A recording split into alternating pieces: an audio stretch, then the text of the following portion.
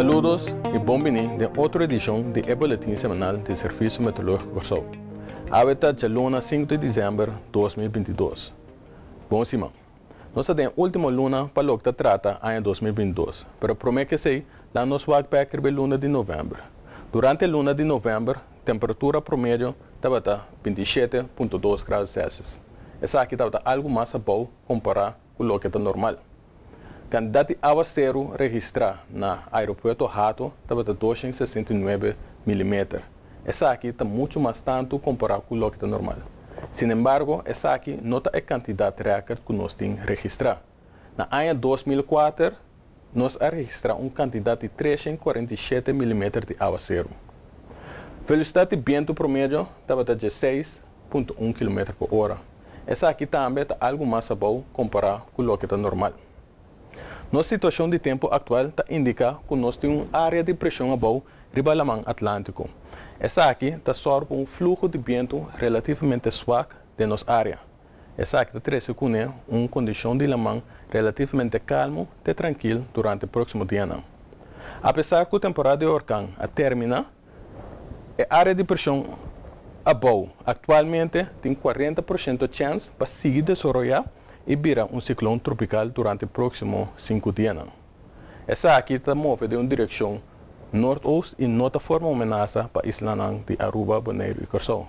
Sin embargo, o Serviço Meteorológico Corsó lo vigila e disturbe aqui de cerca. Mais além, nós temos um fluxo de vento forte em direção norte, que chega à isla ABC.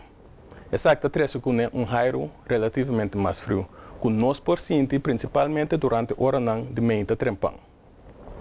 Banda dessa aqui, nossa atmosfera atualmente está seco. Essa aqui está tropa de desenvolvimento de nuvem significante, que está pondo com a condição de tempo atual, lo queda relativamente seco durante o próximo dia. E depois nossa imagem de satélite, nós podemos tomar nota que no momento que a nuvem está dentro de nossa área, essa aqui está quebra. Essa aqui é outra indicação que o nosso tempo lo queda principalmente seco durante o dia de ave e também no próximo dia. De maneira a indicar, essa aqui é a condição de tempo durante o próximo dia, um tempo relativamente tranquilo. O fluxo de vento forte principalmente norte-oeste está lo que está pondo que a temperatura está pouco mais abaixo que o normal. A temperatura máxima varia entre 29 graus Celsius e 30 graus Celsius e mínimo varia de 22 graus Celsius até 24 graus Celsius.